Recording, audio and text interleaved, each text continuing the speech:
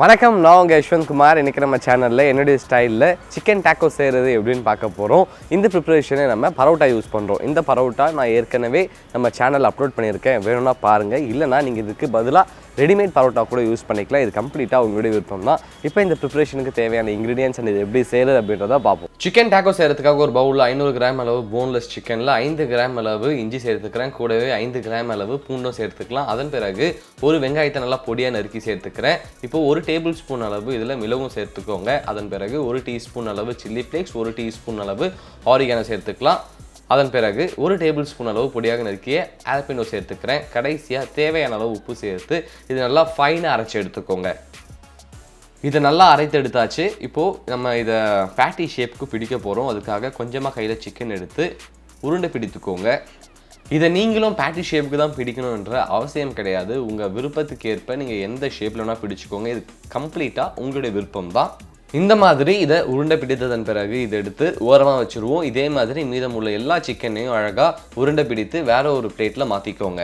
எல்லா சிக்கனையும் அழகாக உருண்டையாக பிடிச்சாச்சு. ஒவ்வொரு உருண்டையாக எடுத்து நம்ம உள்ளங்கையில் வச்சு இந்த மாதிரி ப்ரெஸ் பண்ணிக்கலாம். இதே மாதிரி மீதமுள்ள எல்லா உருண்டைகளையும் ப்ரெஸ் பண்ணிக்கோங்க. இப்போ இதை நம்ம குக் பண்ண போகிறோம். அதுக்காக இந்த பேட்டி எடுத்து ஒரு தவாவில் ப்ளேஸ் பண்ணிக்கிறேன். ப்ளேஸ் பண்ணதன் பிறகு இது மேலே கொஞ்சம் எண்ணெயும் சேர்த்துக்கோங்க. இதை டோட்டலாக நம்ம 4 மினிட்ஸ் குக் பண்ண போகிறோம். ஒரு பக்கம் 2 மினிட்ஸ் நல்லா குக் ஆகட்டும். அதன் பிறகு இதை நம்ம மறுபக்கம் திருப்பி விடலாம்.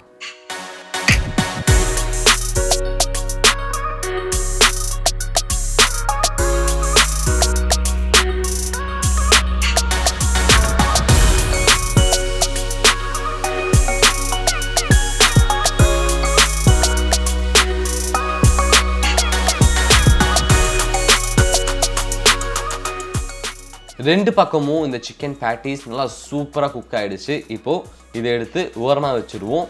இப்போ நம்ம டேக்கோக்கு தேவையான சாஸ் ரெடி பண்ண போகிறோம். அதுக்காக ஒரு பவுலில் 100 ml மயோனைஸில் 1 டேபிள் ஸ்பூன் அளவு பாப்ரிகா பவுடர், 1 டேபிள் ஸ்பூன் அளவு பொடியாக நறுக்கிய ஜாலபெனோஸ், 1 டேபிள் ஸ்பூன் அளவு டொமேட்டோ கெச்சப் சேர்த்துக்கிறேன். அதன் பிறகு 1 டேபிள் ஸ்பூன் அளவு பொடியாக நறுக்கிய பூண்டு சேர்த்து நல்லா மிக்ஸ் பண்ணிக்கோங்க.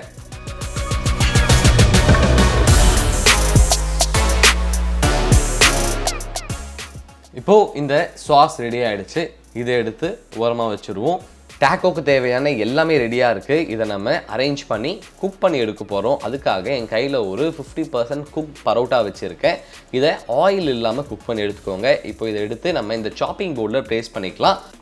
இது மேலே நம்ம ரெடி பண்ணி வச்சுருக்க சாஸ் சேர்த்து நம்ம ஸ்பூனுடைய பேக் சைடு யூஸ் பண்ணி இதை ஈவனாக ஸ்ப்ரெட் பண்ணிப்போம். சாஸ் அப்ளை பண்ணதன் பிறகு இது மேலே நம்ம ரெடி பண்ணி வச்சுருக்க பேட்டிஸை ப்ளேஸ் பண்ணிக்கலாம். கூடவே காரத்துக்காக கொஞ்சம் சில்லி ஃப்ளேக்ஸையும் மேலே தூவி விட்டுக்கிறேன். அதன் பிறகு ஒரு பக்கத்தில் இருந்து இன்னொரு பக்கம் இதை ஃபோல்ட் பண்ணிக்கோங்க. இதே மாதிரி மீதமுள்ள டாக்கோஸையும் ரெடி பண்ணிக்கலாம். இப்போ இதை நம்ம குக் பண்ண போகிறோம். அதுக்காக இதை எடுத்து ஒரு தவாவில் ப்ளேஸ் பண்ணிக்கிறேன். கூடவே இது மேலே கொஞ்சம் எண்ணெயும் சேர்த்துக்கோங்க.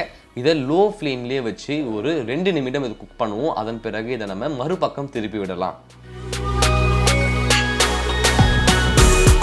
இது எந்த அளவுக்கு நல்லா லோ ஃப்ளேம்லேயே வச்சு குக் பண்ணுறீங்களோ அந்த அளவுக்கு இதை சாப்பிடும்போது நல்லா கிறிஸ்பியாக இருக்கும்.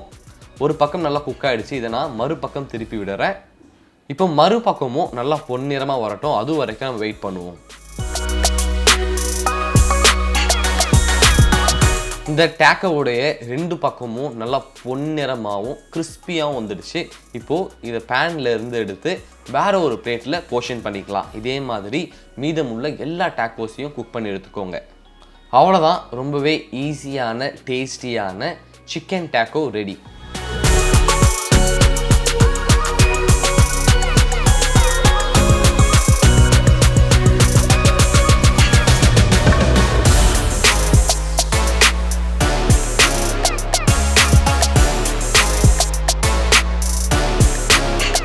ரொம்பவே சுவையான சிக்கன் டாக்கோ செய்கிறது எப்படின்னு பார்த்துட்டோம். இந்த ரெசிபி உங்களுக்கு பிடிச்சிருக்கோம் நம்புகிறேன்.